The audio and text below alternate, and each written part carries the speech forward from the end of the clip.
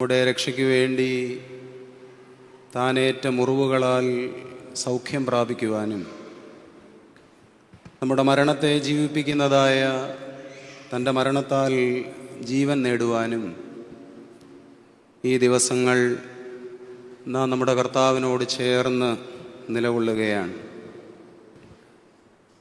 അതിനുവേണ്ടി ഏൽക്കേണ്ടി വരുന്ന എല്ലാ സഹനങ്ങളെയും ഈ ദിവസങ്ങളിൽ നാം സ്വാഗതം ചെയ്യുകയാണ്. രക്ഷാകരവും വിശുദ്ധവുമായ കഷ്ടാനുഭവമേ, സമാധാനത്തോടെ വരിക എന്ന് നാം ആവർത്തിച്ച് പറയുകയാണ്. We embrace sufferings as Sacred.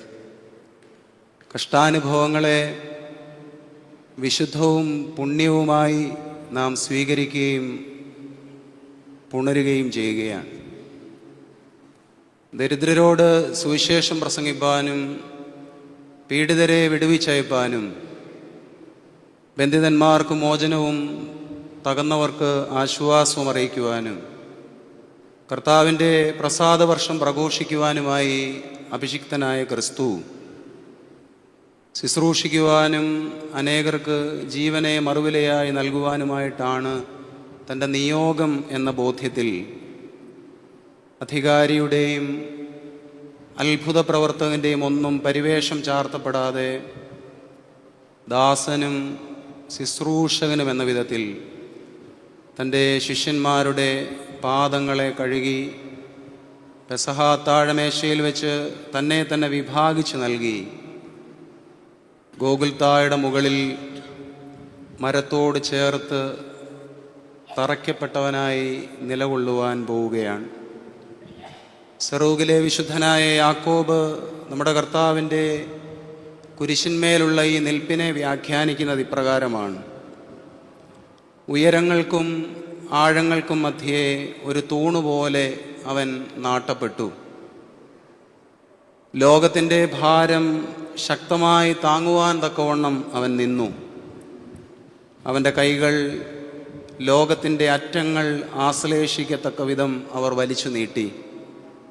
അവനാകട്ടെ കുരിശിന്മേലുള്ള തൻ്റെ കരം വിരിച്ചിലിനാൽ സകല സൃഷ്ടികളെയും തൻ്റെ പിതാവിന് സമ്മാനിക്കുവാനായി തൻ്റെ കരത്താൽ തൻ്റെ മാറോട് തടുത്തുകൂട്ടി.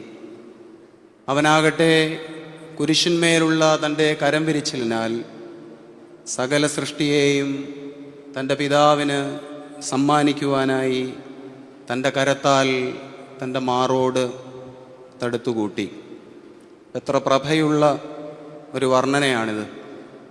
അതിക്രമങ്ങളാലും പാപങ്ങളാലും ചേലില്ലാത്ത ജീവിത ശൈലികളാലും കാമക്രോധമോഹാദികളാലും വഴക്കുകളാലും പിണക്കങ്ങളാലും ഒക്കെ വല്ലാതെ ചിതറിപ്പോയ, ഇടർച്ചകൾ സംഭവിച്ച് ഭൂമിയുടെ നാലതിരുകളിലേക്ക് മാറിപ്പോയ നമ്മെ കുരിശിന്മേലുള്ള തൻ്റെ കരം വിരിച്ചിലിനാൽ നാം ആയിരിക്കുന്ന ഇടങ്ങളിൽ നിന്നെല്ലാം അവൻ തൻ്റെ മാറോട് വലിച്ചു ചേർത്ത് വെക്കുകയാണ്.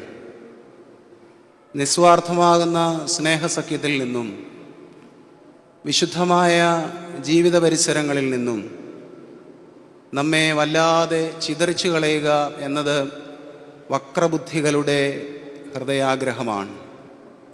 എന്നാൽ നാം ചിതറിപ്പോകുന്ന എല്ലാ ഇടങ്ങളിൽ നിന്നും വളരെ സ്നേഹത്തോടെ നമ്മെ തൻ്റെ മാറോട് ചേർത്ത് വെക്കുക എന്നുള്ളത് ദൈവമനുഷ്യരുടെ സ്വഭാവമാണ്.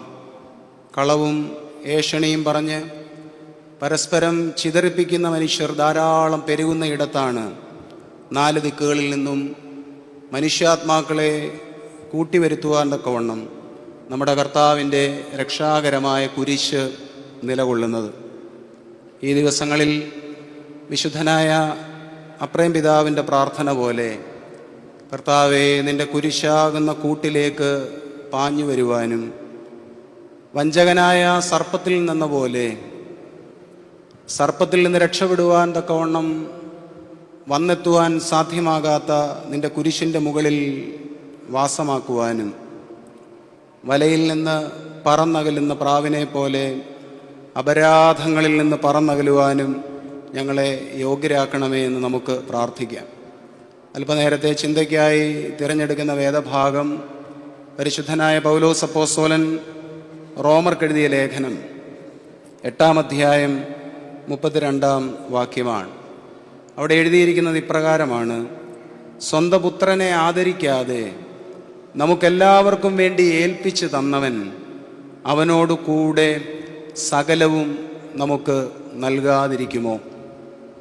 സ്വന്തം പുത്രനെ ആദരിക്കാതെ നമുക്കെല്ലാവർക്കും വേണ്ടി ഏൽപ്പിച്ചു തന്നവൻ അവനോടുകൂടെ സകലവും നമുക്ക് നൽകാതിരിക്കുമോ? 1-ാം നൂറ്റാണ്ടിൻ്റെ മധ്യപാദത്തിൽ തൻ്റെ 3-ാം മിഷണറി യാത്രയുടെ ആരംഭത്തിലാണ് പരിശുദ്ധനായ പൗലോസ് അപ്പോസ്തലൻ റോമയിലെ സഭയ്ക്ക് കത്തെഴുതുന്നത്. ഈ കത്തെഴുതുന്നതിനൊരു പശ്ചാത്തലമുണ്ട്.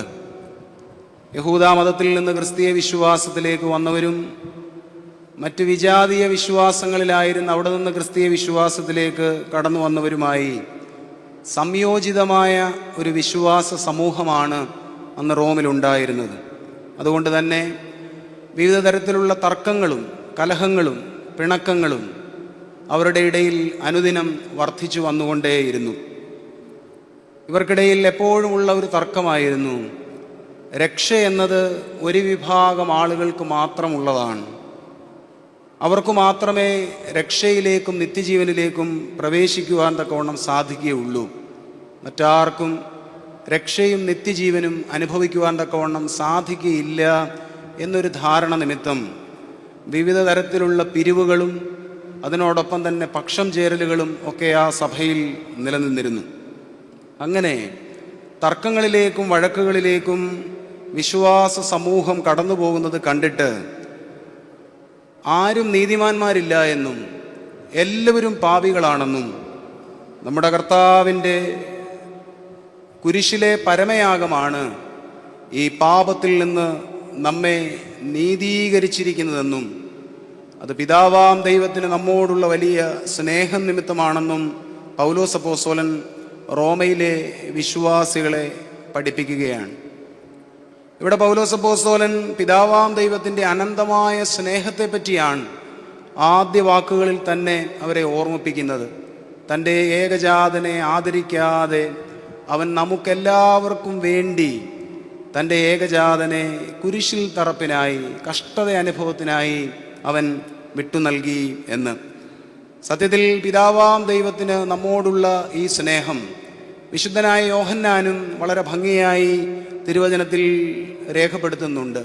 വിശുദ്ധ യോഹന്നാൻ്റെ സുവിശേഷം 3-ാം അധ്യായം 16 മുതലുള്ള വാക്യങ്ങളിൽ ഇങ്ങനെയാണല്ലോ രേഖപ്പെടുത്തിയിരിക്കുന്നത്: തൻ്റെ ഏകജാതനായ പുത്രനിൽ വിശ്വസിക്കുന്ന ഒരുവനും നശിച്ചു പോകാതെ നിത്യജീവൻ പ്രാപിപ്പാൻ തക്കവണ്ണം ദൈവം അവനെ നൽകുവാൻ തക്ക വിധത്തിൽ അത്രമേൽ ലോകത്തെ സ്നേഹിച്ചു എന്ന്. അപ്പോൾ കുറഞ്ഞു പോകാത്ത പിതാവാം ദൈവത്തിൻ്റെ സ്നേഹം കാലങ്ങളായി ഇപ്പോഴും ഇങ്ങനെ തുടരുകയാണ്. എണ്ണിയാലൊടുങ്ങാത്ത നമ്മുടെ അതിക്രമങ്ങളും പാപങ്ങളും എല്ലാം നിമിത്തം ഒന്നിലധികം പ്രാവശ്യം വിവിധ ഇടങ്ങളിൽ നാം ഒക്കെ ഇടർച്ചകൾ സംഭവിച്ച് വീണുപോയിട്ടും ഇസ്രായേൽ മക്കളെ മരുപ്രയാണ യാത്രയിൽ വഴി നടത്തിയതുപോലെ പകലും രാത്രിയും മേഘത്തണലായി അഗ്നിത്തൂണായി നമ്മുടെ ദൈവം ഇപ്പോഴും നമ്മെ വഴി നടത്തിക്കൊണ്ടേ ഇരിക്കുകയാണ്. വീരാൻകുട്ടിയുടെ ഒരു കവിതയുണ്ട്. അതിങ്ങനെയാണ് ആരംഭിക്കുന്നത്: മഴയത്ത് ഒരില ചൂടി നടന്നു പോകുന്നു 2 പേർ, അവരിൽ ആർക്കാണ് കൂടുതൽ സ്നേഹമെന്ന് എങ്ങനെ അറിയാനാവും? കൂടുതൽ നനഞ്ഞതാരെന്ന് നോക്കിയാൽ മതി. തങ്ങളിലെ സ്നേഹത്തെ പ്രതി തർക്കിക്കുന്നു 2 പേർ, അതിലേറ്റവും സ്നേഹം ആർക്കെന്നറിയാൻ എന്താകുന്നു വഴി? അവരിൽ തോൽക്കുന്നതാരെന്ന് അറിയുവാൻ കാത്തിരുന്നാൽ മതി. സത്യത്തിൽ വിട്ടുകൊടുക്കൽ വഴിയായും സഹനങ്ങൾ ഏൽക്കുന്നത് വഴിയായിട്ടുമൊക്കെയാണ് നമ്മുടെ സ്നേഹം അതിൻ്റെ ആഴം അനേകർക്ക് ബോധ്യപ്പെടുവാൻ തക്കവണ്ണം ഇടയായി തീരേണ്ടത്. ഉള്ളറിഞ്ഞ് സ്നേഹിച്ചിട്ടുള്ള എല്ലാ മനുഷ്യരും വേദനപ്പെട്ടിട്ടുണ്ട്, മുറിവേറ്റിട്ടുമുണ്ട്. ആ മുറിവുകൾ ഉണങ്ങാതെ ഇന്നും പലരുടെയും ജീവിതങ്ങളിൽ അവർ വഹിക്കുന്നുമുണ്ട്. എല്ലാ കാലത്തെയും പ്രശ്നം നാം നൽകുന്ന സ്നേഹത്തിൻ്റെ ആഴം തിരിച്ചറിയപ്പെടാതെ പോവുക എന്നുള്ളതാണ്. പ്രത്യേകിച്ച് നമ്മുടെ വീടകങ്ങളിലാണ് നമ്മുടെ പ്രിയപ്പെട്ടവർ നമ്മുടെ സ്നേഹത്തെ തിരിച്ചറിയാതെ പോകുന്നത്. സ്നേഹത്തിൻ്റെ കാര്യത്തിൽ വീടൊരാൾക്ക് നൽകാതെ പോകുന്ന ആദരവിനെക്കുറിച്ച് നമ്മുടെ കർത്താവ് പോലും വിവിധ ഇടങ്ങളിൽ പരിതപിക്കുകയും വ്യാകുലപ്പെടുകയും ചെയ്യുന്നുണ്ട്. ഒരു പ്രവാചകനും സ്വന്തം പട്ടണത്തിൽ സ്വന്തം ഗ്രഹത്തിൽ ആദരിക്കപ്പെടുന്നില്ല എന്നൊക്കെ നമ്മുടെ കർത്താവ് പറഞ്ഞത് സത്യത്തിൽ ഉള്ളുലഞ്ഞ് പറഞ്ഞത് തന്നെയാണ്. നമ്മുടെ ജീവിത പരിസരങ്ങളിലൊക്കെ വെളിയിലൊക്കെ സുൽത്താന്മാരായി ജീവിക്കുന്ന ചില മനുഷ്യരുണ്ട്. പക്ഷേ അവരായിരിക്കുന്ന വീടിൻ്റെ പരിസരങ്ങളിൽ വല്ലാത്ത ആത്മലജ്ജയോടെ അവർ കഴിയേണ്ടതായും വരുന്നുണ്ട്. അത് ജീവിത പങ്കാളികളാൽ, മക്കളാൽ, സഹോദരങ്ങളാൽ, അങ്ങനെ എണ്ണമറ്റ നിരവധി ആളുകളാൽ തള്ളപ്പെട്ടും ഉപേക്ഷിക്കപ്പെട്ടും കേൾക്കപ്പെടാതെയും സ്വീകരിക്കപ്പെടാതെയും ഒക്കെ ഇരിക്കുന്ന ഒത്തിരി മനുഷ്യർ എല്ലായിടങ്ങളിലുമുണ്ട്. സ്നേഹം തിരിച്ചറിയപ്പെടാതെ പോകരുത്. പരിശുദ്ധ പൗലോസ് അപ്പോസ്തലൻ അത് നിർബന്ധമായിരുന്നു. അതുകൊണ്ടാണ് പറഞ്ഞത്, സ്വന്തം പുത്രനെ ആദരിക്കാതെ അവൻ നമുക്കായി തന്നു എന്ന്. കുരിശിലെ നമ്മുടെ കർത്താവിൻ്റെ ഈ പരമയാഗം വഴിയായി നമുക്ക് ലഭിച്ച ഭാഗ്യങ്ങൾ ഏതൊക്കെയെന്ന് ഈ ലേഖനത്തിലുടനീളം പരിശുദ്ധ പൗലോസ് അപ്പോസ്തലൻ കൃത്യമായി പാഠമോദി നൽകുന്നുണ്ട്. 3 കാര്യങ്ങൾ ആവർത്തിച്ച് പൗലോസ് അപ്പോസ്തലൻ പറയുന്നുണ്ട്. എന്തൊക്കെയാണ് ക്രിസ്തുവിൻ്റെ കുരിശിലെ പരമയാഗം വഴിയായി നമുക്ക് ലഭിച്ച വലിയ ഭാഗ്യങ്ങൾ?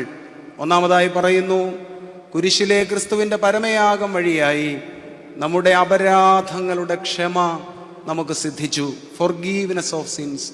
നമ്മുടെ പാപങ്ങളുടെ, ബലഹീനതകളുടെ, അതിക്രമങ്ങളുടെ മോചനം കുരിശിലെ പരമയാഗം വഴിയായി ലഭിച്ചു. 3-ാം അധ്യായം 24-ാമത്തെ വാക്യത്തിൽ പൗലോസ് അപ്പോസ്തലൻ അവരോട് പറയുകയാണ്, ക്രിസ്തുവിൻ്റെ കുരിശിലെ വീണ്ടെടുപ്പ് മൂലം നാം അവൻ്റെ കൃപ മൂലം നീതീകരിക്കപ്പെട്ടിരിക്കുന്നു. ഒന്നോർത്താൽ എന്തുമാത്രം കാര്യങ്ങൾക്കാണ് അനുദിനം ദൈവം നമുക്ക് നീതീകരണം നൽകേണ്ടത്. നമ്മുടെ ശരികളുമായി മാത്രം നാം യാത്ര ചെയ്യുകയാണ്. നമ്മുടെ ശരികൾ പലതും വൻ വീഴ്ചകളായിരുന്നു എന്ന് കാലമേറെ കഴിയുമ്പോഴാണ് നമുക്ക് തിരിച്ചറിയുവാൻ തക്കവണ്ണം ഇടയാകുന്നത്. ഇപ്പോഴും ചിലരൊക്കെ ചിലരുടെ ഇടർച്ചകളെ സംബന്ധിച്ച് തിരിച്ചറിയുന്നുകൂടിയില്ല. എന്നാൽ നമ്മുടെ ദൈവമോ നമ്മുടെ ഈ വീഴ്ചകളെയെല്ലാം ക്രിസ്തുവിൻ്റെ കാൽവറിയിലെ പരമയാഗത്തിൻ്റെ സ്മരണയിൽ മായിച്ച് നമുക്ക് മാപ്പ് നൽകുകയും ഇന്നും ലജ്ജിപ്പാൻ വകയില്ലാത്ത വിധം നമ്മെ ഓരോരുത്തരെയും നിലനിർത്തുകയും ചെയ്തിരിക്കുന്നു എന്നത് നാം തിരിച്ചറിയേണ്ടത് തന്നെയാണ്. ഈ കാലത്ത് മനുഷ്യർ അനുഭവിക്കുന്ന വലിയൊരു ആത്മപ്രതിസന്ധിയാണ്. ഇടറിപ്പോയ ഇടങ്ങളെ ഓർത്ത് തകർന്നു വീഴുകയും ഇനി ഒരിക്കലും എഴുന്നേൽക്കുകയില്ല എന്നുള്ള ചിന്തയിൽ വല്ലാതെ നിരാശ ബാധിച്ച് തളരുകയും ചെയ്യുക എന്നുള്ളത്. എന്നാൽ ക്രിസ്തുവിൽ നമുക്കുള്ള വലിയ പ്രത്യാശ എന്താണ്? എല്ലാ അർത്ഥത്തിലും തോറ്റുപോകുന്ന മനുഷ്യരെ ഉലഞ്ഞു പോകാതെ എപ്പോഴും നെഞ്ചോട് ചേർത്ത് നിർത്തുവാൻ തക്കവണ്ണം അവൻ അരികിലായി ഉണ്ട് എന്നുള്ളതാണ്. നമ്മുടെ കർത്താവിൻ്റെ മുമ്പിൽ നിന്ന് എല്ലാവർക്കും ഫ്രീഡം ടു ഫെയിൽ, ഇടർച്ചകളിൽ അകപ്പെടുവാൻ തക്കവണ്ണമുള്ള സ്വാതന്ത്ര്യം നമ്മുടെ കർത്താവ് നിഷേധിച്ചിട്ടില്ല. അത് അപ്പോസ്തല സമൂഹത്തിലെ പ്രധാനിയായ പത്രോസിനാണെങ്കിലും അപ്പോസ്തല സമൂഹത്തിൽ ചേർന്ന് നടന്ന യൂദായിക്കാണെങ്കിലും കർത്താവിനോടൊപ്പം നടന്ന സഹശിഷ്യന്മാർക്കാണെങ്കിലും ആർക്കും നമ്മുടെ കർത്താവ് വീണുപോകുവാനുള്ള ഏതെങ്കിലും അവസരങ്ങൾ നിഷേധിച്ചില്ല. അതുകൊണ്ടാണ് പീഡാസഹന വേളയിൽ ചിലരൊക്കെ തന്നിൽ നിന്ന് അകന്നു പോകുന്നത് കാണുമ്പോൾ യേശുക്രിസ്തു തന്നെ അവരോട് ചോദിക്കുന്നത്, നിങ്ങളും അവരോടുകൂടെ പോകുവാൻ തക്കവണ്ണം ഒരുങ്ങി നിൽക്കുകയാണോ എന്ന്. എന്നാൽ ഒന്ന് നിശ്ചയമാണ്, ഈ ഇടറിപ്പോകുവാൻ തക്കവണ്ണം വെമ്പൽ കൊണ്ട് യാത്ര ചെയ്ത മനുഷ്യരെല്ലാം അവർ പോയി വീണ ഇടങ്ങളിലൊക്കെ അവർ തല ഉയർത്തി നോക്കുമ്പോൾ അവരുടെ അരികിലായി അവരെ ചേർത്ത് നിർത്തുവാൻ തക്കവണ്ണം നമ്മുടെ കർത്താവ് ഉണ്ടായിരുന്നു എന്നുള്ളതാണ് തിരുവചനം നമുക്ക് നൽകുന്ന വലിയ ഉറപ്പ്. അതുമാത്രമല്ല, ലോകം വീണുപോയവരെയൊക്കെ വല്ലാതെ പരിഹസിക്കുമ്പോൾ, അവരെ ചേർത്ത് നിർത്തുവാൻ തക്കവണ്ണം തയ്യാറാകാതെ ഇരിക്കുമ്പോൾ നമ്മുടെ കർത്താവ് ഒരു നോട്ടം കൊണ്ടുപോലും വീണുപോയ മനുഷ്യരെ ദുഃഖിപ്പിക്കുകയോ വേദനിപ്പിക്കുകയോ ചെയ്തിട്ടില്ല. നിരവധി ഉദാഹരണങ്ങൾ തിരുവചനത്തിൽ നമുക്ക് കാണുവാൻ സാധിക്കുന്നുണ്ടല്ലോ. വ്യഭിചാര കുറ്റത്തിൽ പിടിക്കപ്പെട്ട ഒരു സ്ത്രീ ഒരു ജനത മുഴുവനും കല്ലെറിയുവാൻ തക്കവണ്ണം അവരുടെ കൈകളിൽ കല്ലുമായി, അവളെ നിശിതമായി വിമർശിക്കുവാൻ തക്കവണ്ണം അഗ്നി ജ്വലിക്കുന്ന നയനങ്ങളുമായി നിൽക്കുമ്പോൾ നമ്മുടെ കർത്താവ് ഒരു നോട്ടം കൊണ്ടുപോലും അവളെ വിഷമിപ്പിക്കാതെ നിലത്തേക്ക് നോക്കി നിൽക്കുന്നുവെന്ന് തിരുവചനത്തിൽ നാം വായിക്കുന്നുണ്ട്. ഇടറിപ്പോയവരെ ഒരു നോട്ടം കൊണ്ടുപോലും വേദനിപ്പിക്കാത്ത ക്രിസ്തുവിൻ്റെ മുഖമാണ് വിശുദ്ധ യോഹന്നാന്റെ സുവിശേഷം 8-ാം അധ്യായത്തിൽ ഈ സംഭവം വഴിയായി നാം വായിക്കുന്നത്. വീണ്ടും നമ്മൾ കാണുന്നുണ്ട്, ജനങ്ങളെല്ലാം മഹാപാപി എന്ന് വിളിച്ച് അവരുടെ അനുദിന വ്യാവഹാരിക ഇടപാടുകളിൽ നിന്നെല്ലാം മാറ്റി നിർത്തിയിരുന്നൊരു മനുഷ്യൻ, സക്കായി എന്ന് പറയുന്നൊരു മനുഷ്യൻ. ജനങ്ങൾക്ക് ആ മനുഷ്യനെ പറ്റി പറയുവാനുള്ളത് ഇവൻ പാപിയാകുന്ന മനുഷ്യൻ എന്നാണ്. എന്നാൽ നമ്മുടെ കർത്താവ് അവനെ വിളിക്കുന്നത് അങ്ങനെയല്ല. അവർ അപ്രകാരം അവനെ മുദ്രകുത്തി മാറ്റി നിർത്തിയപ്പോൾ ഉലഞ്ഞുപോയ അവൻ്റെ മനസ്സിനെ ആശ്വസിപ്പിക്കുവാൻ തക്കോണം നമ്മുടെ കർത്താവ് എത്ര സ്നേഹസാന്ദ്രമായിട്ടാണ് പറഞ്ഞത്, ഇവൻ അബ്രഹാമിൻ്റെ മകൻ, ഇവൻ്റെ ഭവനമാകട്ടെ രക്ഷയുടെ ഭവനമെന്ന്. വീണ്ടും നമ്മൾ വിശുദ്ധ യോഹന്നാന്റെ സുവിശേഷം 4-ാം അധ്യായത്തിൽ കാണുന്നുണ്ട്, അത്ര സുതാര്യമാകുന്ന ജീവിതം ഒന്നുമല്ലാതിരുന്ന ഒരു സ്ത്രീ ഒരു കിണറിൻ്റെ വക്കിൽ വെച്ച് നമ്മുടെ കർത്താവിനോട് ദീർഘമായി സംസാരിക്കുന്നുണ്ട്. വളരെ ദീർഘമായ സംഭാഷണമായിരുന്നു. പക്ഷേ ആ ദീർഘമായ സംഭാഷണത്തിൽ ഒരിടത്ത് വെച്ച് പോലും നമ്മുടെ കർത്താവ് അവളെ കുറ്റം വിധിക്കുകയോ അവൾ വീണുപോയ ഇടർച്ചകളെ ഓർത്ത് വീണ്ടും വീണ്ടും ദുഃഖിച്ച് കരയുവാൻ തക്കവണ്ണം അവളെ മുറിപ്പെടുത്തുകയോ ചെയ്യാതെ എത്ര അഴകോടെയാണ് ഇടപെട്ടത്. കുരിശിൽ കിടക്കുമ്പോഴും ഒരു കള്ളനോട് ഹൃദയപൂർവ്വം ഇടപെട്ട ക്രിസ്തുവിനെയാണ് നമുക്ക് കാണുവാനും മനസ്സിലാക്കുവാനും തക്കവണ്ണം സാധിക്കുന്നത്. ഇവിടെയാണ് നമ്മുടെയൊക്കെ വലിയ പരാജയം. നാം ഓരോരുത്തരും എന്തുമാത്രം മനുഷ്യരുടെ മനസ്സുകളെയാണ് കരുണയില്ലാതെ ഇങ്ങനെ മുറിച്ചുകൊണ്ടിരിക്കുന്നത്. ഗ്രീക്ക് മിഥോളജിയിൽ തമോ ഗുണമുള്ളൊരു സ്വേച്ഛാധിപതിയുടെ കഥയുണ്ട്. ഡമാസ്തസ് എന്നാണ് അദ്ദേഹത്തിൻ്റെ പേര്. അദ്ദേഹം മനുഷ്യനെ ശിക്ഷിച്ചിരുന്നൊരു രീതി ഉണ്ടായിരുന്നു. അദ്ദേഹത്തിനൊരു ലോഹ കട്ടിലുണ്ട്. ആ കട്ടിലിൽ മനുഷ്യരെ കിടത്തുകയും ആ കട്ടിലിൽ നിന്ന് പുറത്തേക്ക് തള്ളി നിൽക്കുന്ന അദ്ദേഹത്തിന് തോന്നുന്ന എല്ലാ അവയവങ്ങളെയും ഛേദിച്ച് കളയുകയും ചെയ്യുക എന്നുള്ളതായിരുന്നു അദ്ദേഹത്തിൻ്റെ രീതി. ഇനി ആരെങ്കിലും കട്ടിലിനുള്ളിൽ ഒതുങ്ങുന്നവരാണെങ്കിൽ അവരുടെ കരചരണങ്ങളെയൊക്കെ വലുതായി വലിച്ചു നീട്ടി പുറത്തേക്കിടുകയും ഛേദിച്ച് കളയുകയും ചെയ്യുന്ന രീതിയാണ് അദ്ദേഹം അവലംബിച്ചിരുന്നത്. ഈ ഡമാസ്തസ് ഇല്ലാതെയായെങ്കിലും അദ്ദേഹത്തിൻ്റെ ആ അളവുകട്ടിലുകൾ നമ്മുടെയൊക്കെ മിക്കവാറും പേരുടെ ജീവിതങ്ങളിലുണ്ട് എന്നുള്ളതാണ് സത്യം. നമ്മുടെയൊക്കെ ഭവനങ്ങളിലും ഉണ്ട്. ചിലതൊക്കെ മറക്കുവാനും പൊറുക്കുവാനുമാവുക എന്നുള്ളതാണ് ദൈവ മനുഷ്യൻ്റെ അടയാളം. നമ്മുടെ കർത്താവിനോടൊപ്പം നടന്ന ശിഷ്യന്മാരും ഇപ്രകാരം മറക്കുവാനും പൊറുക്കുവാനും തയ്യാറായവരാണ്. അതുകൊണ്ടാണല്ലോ അവരെ ആസകലം ചിതറിച്ചു കളഞ്ഞ ആ ദുരന്തരാത്രിയിൽ അകപ്പെട്ട് തകർന്നുപോയ ശിഷ്യന്മാരെല്ലാം വിവിധ സ്ഥലങ്ങളിൽ കർത്താവിൻ്റെ സുവിശേഷവാഹകരായി കടന്നു ചെന്നപ്പോൾ എത്ര ഭംഗിയോടെയാണ് അവർ പറഞ്ഞത്. പരിശുദ്ധ പത്രോസ് അപ്പോസ്തലന്റെ പ്രസംഗം അപ്പോസ്തല പ്രവൃത്തികൾ 3-ാം അധ്യായത്തിൽ രേഖപ്പെടുത്തുന്നുണ്ട്. ഒരു സുന്ദരം ഒരു ദേവാലയ ഗോപുരത്തിൻ്റെ വാതിൽക്കൽ നിന്നുകൊണ്ട് പത്രോസ് അപ്പോസ്തലൻ പ്രസംഗിക്കുന്നതാണ്. അവിടെ പത്രോസ് അപ്പോസ്തലൻ പറയുന്നത് ഇങ്ങനെയാണ്: നിങ്ങൾ അറിവില്ലായ്മയാലാണ് അവനെ കുരിശിച്ചതെന്ന് ഞാൻ അറിയുന്നു. പരിശുദ്ധ പൗലോസ് അപ്പോസ്തലനും ഇതിനോട് സമാനമായി പറയുന്നുണ്ട്. കൊരിന്ത്യർക്ക് എഴുതിയ 1-ാം ലേഖനം 2-ാം അധ്യായം 8-ാം വാക്യത്തിലാണ് അവിടെ എഴുതിയിരിക്കുന്നത് ഇങ്ങനെയാണ്: നിങ്ങൾ അറിവില്ലായ്മയാൽ ഇത് പ്രവർത്തിച്ചു, അറിഞ്ഞിരുന്നുവെങ്കിൽ നിങ്ങൾ തേജസ്സിൻ്റെ നാഥനെ കുരിശിക്കുകയില്ലായിരുന്നു. എത്ര പെട്ടെന്നാണ് കർത്താവിൻ്റെ ശിഷ്യഗണത്തിൽ ഉൾപ്പെട്ടവരൊക്കെ ഇപ്രകാരം വിവിധ തരത്തിലുള്ള പാപങ്ങളും ബലഹീനതകളും ചെയ്ത മനുഷ്യർക്ക് മാപ്പ് കൊടുത്തത്. ക്രൈസ്തവ സഭയുടെ ആദ്യത്തെ രക്തസാക്ഷിയായ വിശുദ്ധനായ സ്തേഫാനോസ് ശമ്മാശന്റെ മരണവുമായി ബന്ധപ്പെട്ടും അപ്പോസ്തല പ്രവൃത്തികൾ 7-ാം അധ്യായത്തിൽ ഇതിന് സമാനമായ വിവരണമാണുള്ളത്. യേശുക്രിസ്തു കുരിശിൽ കിടന്നുകൊണ്ട് മൊഴിഞ്ഞ അതേ മൊഴി തന്നെ സ്തേഫാനോസ് ശമ്മാശനും താൻ കല്ലേറേറ്റ് വധിക്കപ്പെടുമ്പോൾ ആവർത്തിക്കുകയാണ്: പിതാവേ, ഈ പാപം ഇവരുടെ മേൽ നീ നിർത്തരുതേ. ഉപാധികളില്ലാതെ മാപ്പ് കൊടുക്കുവാൻ തക്കവണ്ണം നമുക്കാകണം. അതിൻ്റെ കാരണം എന്താണ്? നമ്മുടെ വലിയ വലിയ അപരാധങ്ങളാണ് നമ്മുടെ കർത്താവ് കുരിശിലെ പരമയാഗത്താൽ മോചിച്ചു തന്നത്. അതുതന്നെയാണ് പൗലോസ് അപ്പോസ്തലൻ റോമിലെ വിശ്വാസ സമൂഹത്തോടും പറയുന്നത്: നിങ്ങൾ കലഹങ്ങളിലും പിണക്കങ്ങളിലും തർക്കങ്ങളിലുമായി ഇടപെട്ടു പോകരുത്. അത് നിമിത്തം നിങ്ങൾ നിങ്ങളുടെ ആത്മത്തെ നശിപ്പിച്ചു കളയരുത്. നിങ്ങൾക്ക് ക്രിസ്തു വഴിയായി എന്തുമാത്രം പാപങ്ങൾ മോചിക്കപ്പെട്ടിരിക്കുന്നു എന്നുള്ള ബോധ്യം നിങ്ങൾക്കുണ്ടാകണം. രണ്ടാമതായി പൗലോസ് അപ്പോസ്തലൻ ക്രിസ്തുവിൻ്റെ കുരിശീകരണം വഴിയായി അവർക്ക് ലഭിച്ച ഭാഗ്യത്തെപ്പറ്റി പറയുമ്പോൾ ഇങ്ങനെയാണ് പറയുന്നത്: നിങ്ങൾക്ക് ദൈവത്തോട് അനുരഞ്ജനം സാധ്യമായിരിക്കുന്നു. Reconciliation with God. നിങ്ങൾക്ക് ദൈവത്തോട് അനുരഞ്ജനം സാധ്യമായിരിക്കുന്നു. അത് റോമർക്ക് എഴുതിയ ലേഖനം 5-ാം അധ്യായം 1 മുതലുള്ള വാക്യങ്ങളിൽ വളരെ ഭംഗിയായി രേഖപ്പെടുത്തുന്നുണ്ട്. ക്രിസ്തു വഴിയായി ദൈവത്തോട് നിങ്ങൾക്ക് അനുരഞ്ജനം അഥവാ സമാധാനം സാധ്യമായി എന്നാണ് പൗലോസ് അപ്പോസ്തലൻ അവിടെ പറയുന്നത്. സത്യത്തിൽ ഇസ്രായേൽ മക്കൾ വഴിപിഴച്ചു പോയപ്പോൾ യഹോവയാം ദൈവത്തിനും അതിനോടൊപ്പം തന്നെ ഈ ദൈവജനത്തിനും ഇടയിൽ മോശ അവരുടെ മധ്യസ്ഥനായി നിലകൊള്ളുന്നുണ്ട്. അപ്രകാരം തന്നെ പിതാവാം ദൈവത്തിനും നമുക്കുമിടയിൽ മധ്യസ്ഥനായി പാലമെന്നോണം, നമ്മുടെ ആരാധനയിൽ ഉപയോഗിക്കുന്ന വാക്ക് തന്നെയാണ്, ക്രിസ്തു പാലമായി നിന്നു. അപ്രകാരം പാലമായി നിന്ന് പിതാവാം ദൈവത്തോട് നമുക്കൊരു അനുരഞ്ജനം അവൻ വഴിയായി സാധ്യമാക്കി നൽകിയിരിക്കുകയാണ്. ആർക്കാണ് യഥാർത്ഥത്തിൽ അനുരഞ്ജനം ഉണ്ടാകുന്നത്? അനുരഞ്ജനം ഉണ്ടാകുന്നത് അനുതാപിക്കാണ്. അനുതാപിയായ ഒരു മനുഷ്യന് മാത്രമേ ജീവിതത്തിൽ അനുരഞ്ജനം ഉണ്ടാവുകയുള്ളൂ. ഞാൻ ചെയ്യുന്നതെല്ലാം ശരിയാണെന്ന് വിചാരിക്കുന്ന ആളുകൾ എങ്ങനെയാണ് അനുതാപത്തിലേക്ക് നടക്കുവാൻ തക്കവണ്ണം ഇടയായിത്തീരുന്നത്? നമ്മുടെ വിചാരം അനുതാപം എന്നൊക്കെ പറയുന്നത് വലിയ പാപം ചെയ്യുന്ന മനുഷ്യർക്കുള്ളതാണെന്നാണ്. എന്നാൽ വെളിപാട് പുസ്തകത്തിലെ ഒരു വാക്യം നമ്മെ വല്ലാതെ നൊമ്പരപ്പെടുത്തേണ്ടത് തന്നെയാണ്.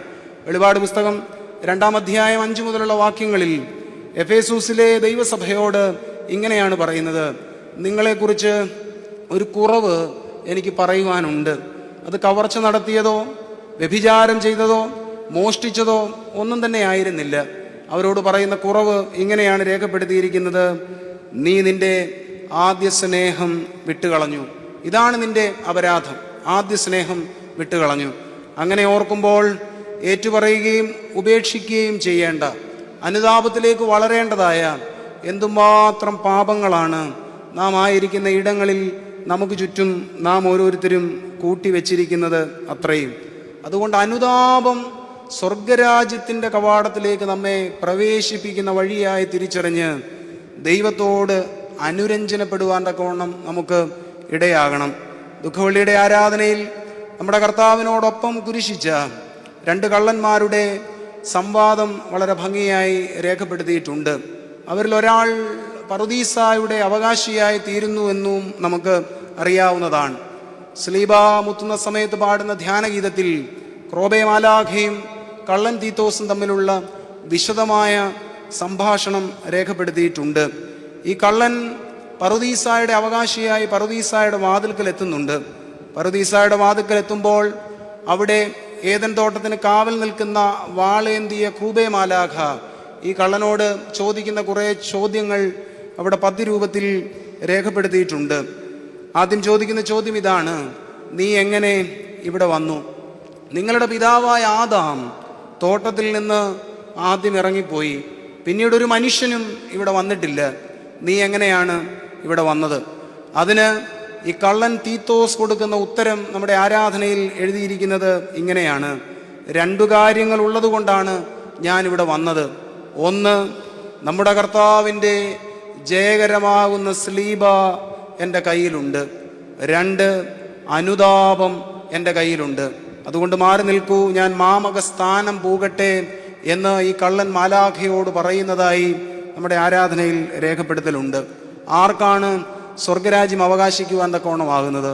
പ്രിയമുള്ളവരെ, നമ്മുടെ കർത്താവിൻ്റെ ജീവകരമാകുന്ന കുരിശിനെ വാരിപ്പുണർന്ന് നിൽക്കുന്നവർക്കും അതിനോടൊപ്പം തന്നെ ജീവിതത്തിൽ വന്നുപോയ ഇടർച്ചകളെ ഓർത്ത് അനുതപിക്കുന്നവർക്കുമാണ് സ്വർഗരാജ്യം അവൻ വാഗ്ദാനം ചെയ്തിരിക്കുന്നത്. അത്രയും ഈ 2 ഭാഗ്യങ്ങളും നമ്മുടെ ജീവിതത്തിൽ നിന്ന് മാറിപ്പോകുവാൻ തക്കവണ്ണം ഇടയായി തീരരുത്.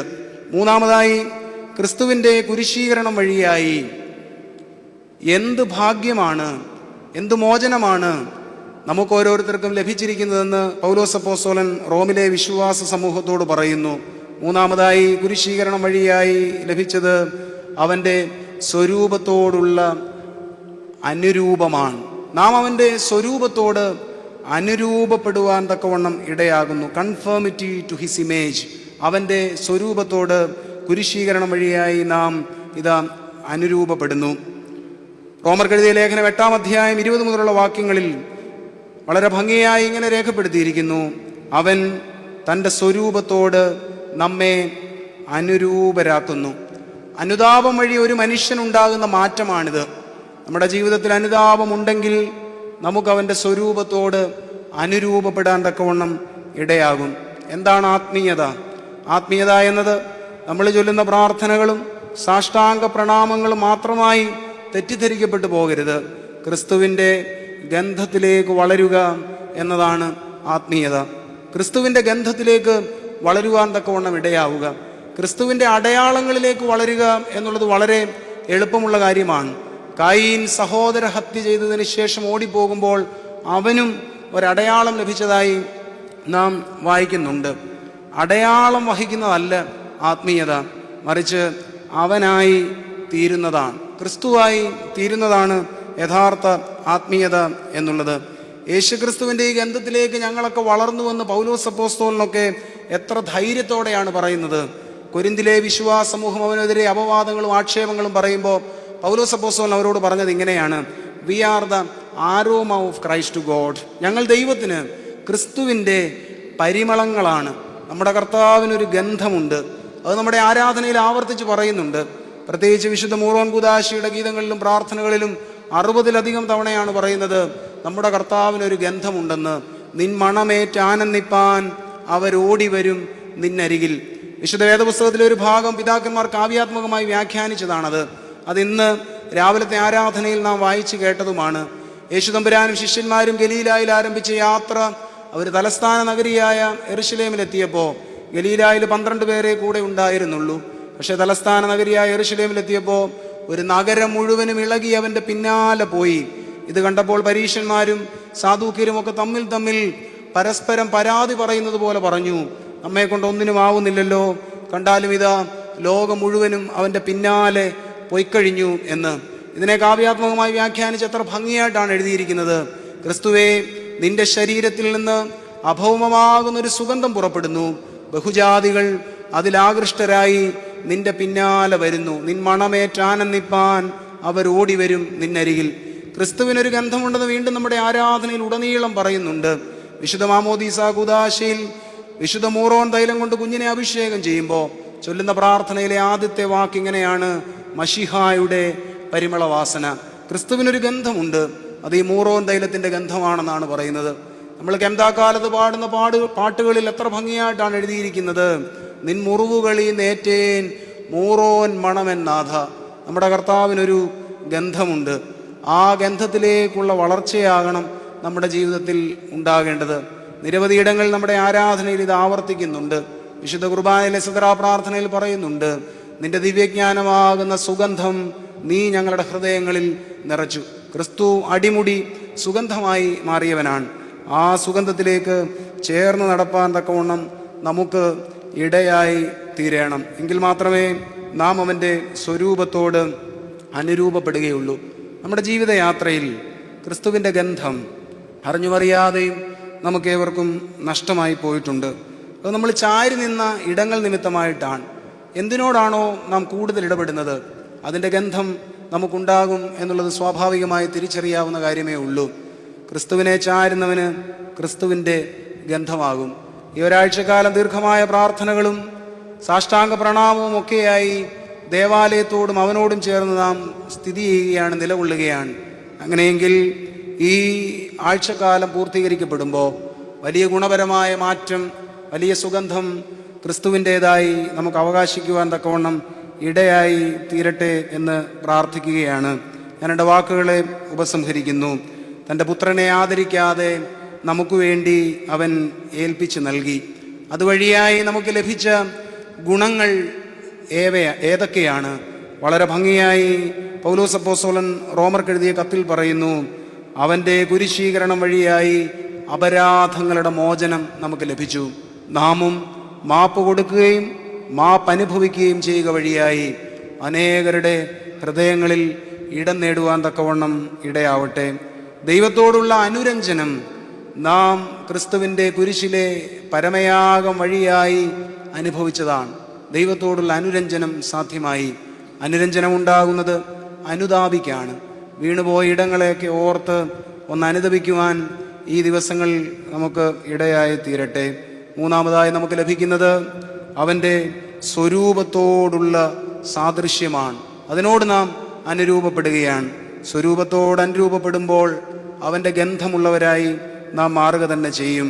തീർച്ചയായും ഈ ദീർഘമായ ആരാധനകൾ വഴിയായി, നമ്മുടെ കർത്താവിൻ്റെ രക്ഷാകരമായ പീഡാസഹനങ്ങളുടെ അനുസ്മരണം വഴിയായി ഇവ നമുക്ക് സാധ്യമായി തീരട്ടെ എന്ന് ആശംസിക്കുകയും പ്രാർത്ഥിക്കുകയും ചെയ്തുകൊണ്ട് എൻ്റെ വാക്കുകളെ ഉപസംഹരിക്കുന്നു.